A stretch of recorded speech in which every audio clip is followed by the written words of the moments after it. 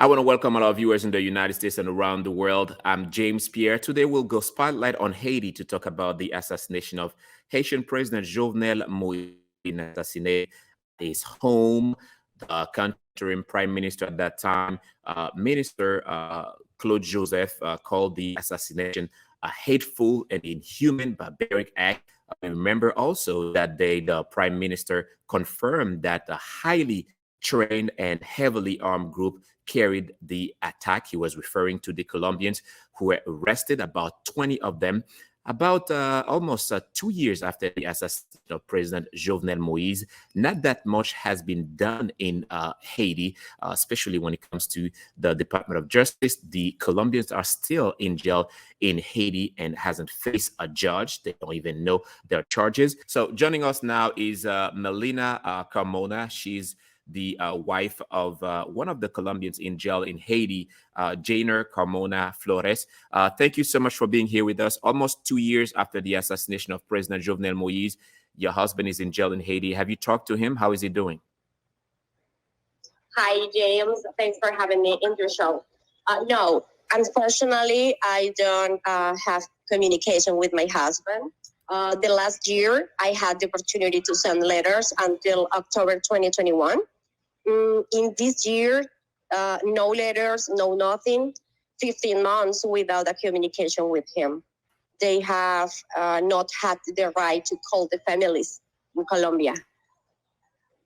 Do you have an attorney in Haiti? So it's been months, you said you haven't communicated with him. How do you know how is he doing? Is it from the media that you learn, or do you have somebody in Haiti that can at least know how is he doing? No, the communication was by the ambassador, Mr. Julio Santa Martinez. He was our ambassador until July 15 in this year. Mm-hmm. But after he left, we don't have any people, any person in Haiti that can help us. How is your family is coping in Colombia? How is your family is doing, his family, since we know that he's been out for about 14 months? We are surviving, to be honest. Let me tell you something. Most of them are the providers of money in their homes. So now we have to work our life to keep our homes, keep our jobs, and keep them alive in that place. It is a very difficult situation for us, but we never give up, James, because we believe them. For example, in our family, we used to make different activities, such as raffles, selling food, selling clothes, selling products, different activities, and thanks God, people respond positively.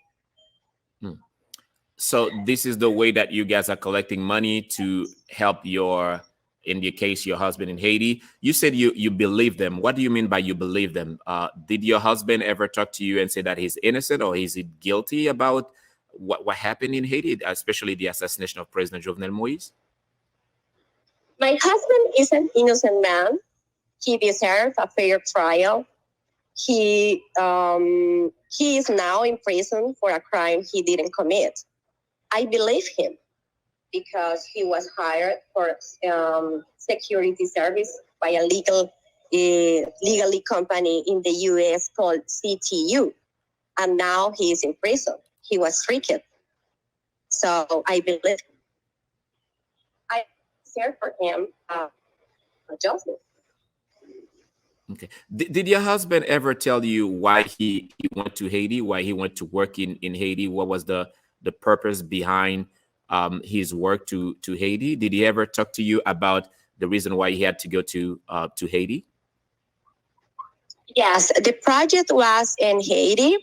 The project was to the purpose was security services for very important people in Haiti, and security service for a hydroelectrical company in the Jacmel city. That was the objective of the project.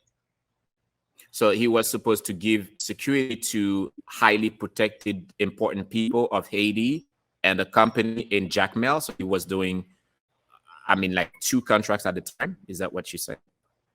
No. It's just 1 contract. That was a project. Okay. But at no point he never shared information about you that there might be a plot to kill the president of Haiti, and he's part of it? Of course not. He never. He won't do that. Never. My husband is a very good man. I know him, and for that reason, I am telling you that I believe him, because he's a man, is innocent, and he deserves. What is your hope? Why you talk now? What is it you're hoping for your husband? Come back home. My hope is that the government of Colombia, the government of Haiti, through Mr. President Gustavo Petro and Ariel Henry, allow to open an international cooperation to justice. My husband has the right to talk. My husband was unjustly sentenced without being allowed to speak. He has the right to defend himself in a trial. He has the right to due process, justice. This is my hope. I know you are part of the organization of different women where their husbands are also in Haiti, Colombians. How they doing? Do you guys have talked to authorities in Colombia, you, the president of Colombia, as you say, to facilitate a channel of conversation between the 2 governments? Yes. It's my hope to open a channel conversation between 2 countries, Haiti and Colombia, to make a negotiation or something like that allow to clarify this situation. Like I said, we do that interview in English and also in Spanish, as you know, that in Colombia, they do speak Spanish as well. So aquí con nosotros es Milena Carmona. Ella es la esposa de uno de los soldados colombianos acusado en el asesinato del presidente de Haití, Jovenel Moise. Estamos hablando del señor Jovenel Carmona Flores. Muchísimas gracias, Milena, por estar aquí con nosotros. Hola, James. Buenos días. Muchas gracias por la invitación. Así, hace casi 2 años desde el asesinato del presidente Jovenel Moise, sabemos que la justicia de Haití todavía no ha tenido una fecha de corte, y tu esposo está todavía en cárcel hace más de 15 meses. ¿Hablaste con él y cómo está su condición? Desconozco su condición. No hemos tenido la oportunidad de hablar con él en 15 meses. El año pasado tuvimos la oportunidad de enviar cartas hasta finales del año. Este año no ha sido posible, no cartas, no comunicación de ninguna manera. Nuestro único puente era el cónsul Julio Santa Martínez, pero desafortunadamente él se retiró el 15 de julio de este año, entonces llevamos casi 3 meses sin una persona de apoyo en ese país. No sé cómo está mi esposo ahora, no conozco su condición, pero sí estoy muy preocupada por los niveles de violencia, el cólera, el agua. Sabemos por noticias que todo escasea y que las condiciones son muy difíciles, y por eso pues pedimos un auxilio humanitario. ¿Tu esposo te ha explicado por qué él fue en Haití? ¿Cuál fue su misión? La misión de mi esposo, así como la de sus compañeros, fue prestar servicios de seguridad a personas importantes en ese país y a una hidroeléctrica en la ciudad de Younn. Es un trabajo común y corriente, un trabajo transparente, legal. Ellos fueron contratados por una empresa legalmente constituida de Estados Unidos que se llama CTU. Fueron engañados y ahora están presos por algo que no hicieron. Esa básicamente es la historia, y a lo que nosotros como familia pedimos es juicio justo, un debido proceso y humanidad, porque están pasando mal momento, porque sabemos que no tienen alimento, no tienen agua, no tienen nada. Misión para dar seguridad a gente muy importante. El presidente de Haití era una persona muy importante. ¿Tú sabes más o menos la lista de las personas que él tenía que dar seguridad en Haití? No, señor, no sé la lista de personas, pero yo creo que el presidente estaba entre ellos. Es una persona importante y ese era un contrato de trabajo legal y era servicios de seguridad a personas importantes. ¿Por qué ahora tú estás hablando en la prensa? ¿Cuál es tu esperanza por tu esposo? Siempre he hablado en la prensa defendiendo a mi esposo. Hemos tocado las puertas de muchos periodistas, hemos tocado las puertas a muchas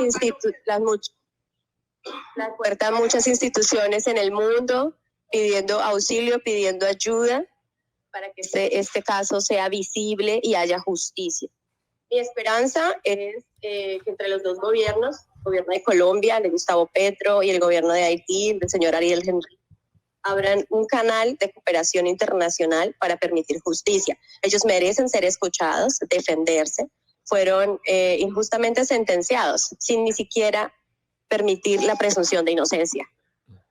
Entonces, para ti, ¿tú piensas que tu esposo es inocente de en ese caso y no tiene nada que ver con el asesinato del presidente? Es correcto, no tengo duda alguna. Wow.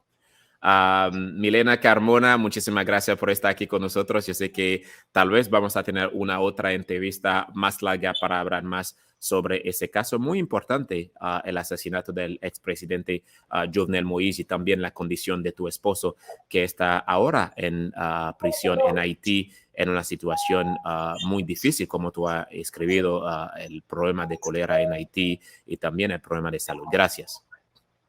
Gracias a ti, James, por el espacio.